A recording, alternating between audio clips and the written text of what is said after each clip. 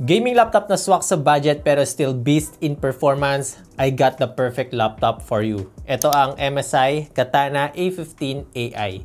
Ang daming features for a super affordable price na pag-uusapan natin sa video na ito. Kaya wag na natin patagalin pa, let's do this!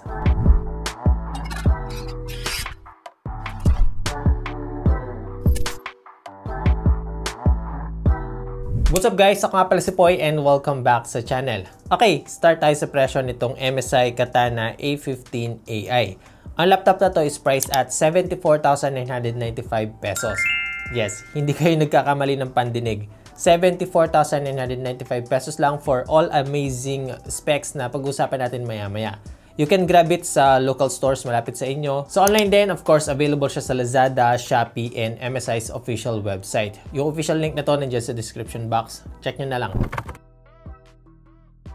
Now, about the design, this laptop has that sleek black matte finish na minimalist pero elegant pa rin. Hindi siya masyadong loud pero when you take a look at it, you can definitely say it's a gaming laptop. Plus, it's not too heavy, no? Kaya perfect din siya for everyday carry. Kaya ka nga nag-laptop, di ba? Isa ding reason yon kung bakit ako nag-switch from desktop PC to laptop. Para alam niyo yun, kahit saan pwede akong mag-work at the same time maglaro. Pagdating sa I/O ports, equipped ito with a range of useful ports that makes connectivity a breeze. Sa left side nito, andito yung kanyang DC-in, one USB-A 2.0 and one USB 3.2 Gen 2. Sa kabila naman, meron siyang audio combo jack, USB-A 3.2 Gen 1, USB-C 3.2 Gen 1, at DisplayPort na rin siya, and then meron siyang HDMI 2.1 na supported ng 8K 60Hz and up to 4K 120Hz. So whether you're transferring files, connecting peripherals, or setting up dual monitors, pwedeng-pwede yan dito sa MSI Katana A15 AI. Meron siyang 4-zone RGB keyboard na may translucent keycap sa may WASD na nagbibigay gaming vibe sa overall design nito. Alam mo na yan kung gamer ka talaga, gamit na gamit yung mga keys na yan. And spacious pa rin yung keyboard nito, yung tipong hindi ka mahihirapan mag-type kahit na kompleto yung layout nito. Meron siyang F keys,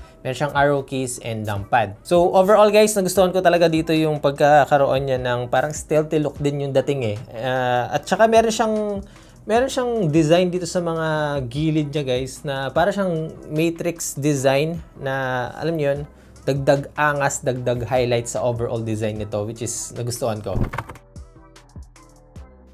The screen is a 15.6-inch Full HD with 144Hz refresh rate. So imagine the smoothness, no? Whether you are playing Valorant, Apex Legends, or kahit anong laro pa yan, you will experience a lag-free and immersive gaming experience. Hindi pa masakit sa mata kahit na matagal ka maglaro kasi meron din siyang anti-glare finish dito. Plus, with true color technology, samahan pa ng AI enhancement, you get accurate and vibrant colors, making your game visuals or mapa-entertainment even more amazing. Now, let's talk about the performance. The AMD Ryzen 7 8845HS processor and NVIDIA GeForce RTX 4060 na 8GB GPU combination is panalo. Add to that, syempre, yung kanyang NVIDIA DLSS AI technology that boosts frame rates without losing visual quality. Meron pa ang MSI AI engine na mas efficient pagdating sa pag-optimize ng performance nito based sa usage for gaming, work, and of course, entertainment. Pagdating sa real-world test, no, sa paglalaro dito guys, as you can see, sobrang smooth. Maganda yung graphics na nilalabas niya. Nakakuha tayo dito ng decent numbers, no, pagdating sa frame rate, and kung gusto pa natin mas ma-optimize pa siya, of course, we can lower the settings, no, yung graphics settings nito para mas makuha natin yung mas gusto nating smoothness, no, pagdating sa laro. Pero overall guys, pagdating sa kanyang performance, kaya niya ng mga high-end games na alam niyo yun, talagang may enjoy natin kasi performance plus yung kanyang visuals talagang okay na okay. Thanks to MSI Cooler Boost 5 na may shared pipe feature, no, both CPU and GPU na dadaanan ng heat pipe para hindi siya gaanong mag-init or kumbaga kumbaga parang namamanage niya yung thermal sa loob.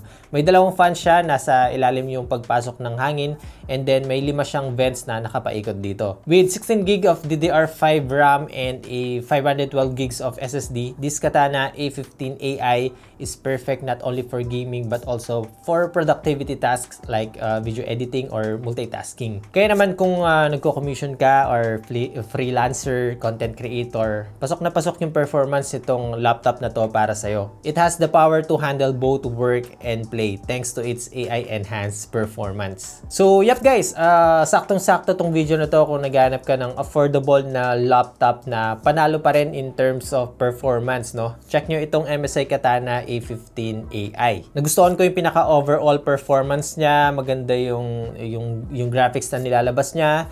The display is good, no? Pwede pang entertainment, pang binge watch ng mga paborito nyong series or movies. Kayang-kaya niya mag-handle ang mga daily apps na ginagamit natin, like pang office, ganyan. Gustong-gusto ko rin talaga yung design nito na alam niyo yung very stealthy. Kumbaga parang gaming laptop siya pero pwede natin siyang gamitin sa casual scenario, like pag kunwari meron tayong business trip or alam niyo yun, basta yung pwede natin siya magamit both work and sa paglalaro. So yep, sana nag-enjoy kayo sa panonood at nakatulong itong video nito. Again guys, if you're interested dito sa laptop na to, meron akong official link na nilagay dyan sa description box. Check nyo na lang. Alright, so that's it guys. Hanggang dito muna sa ngayon. Ako nga pala si Poy, unboxing anything just for you.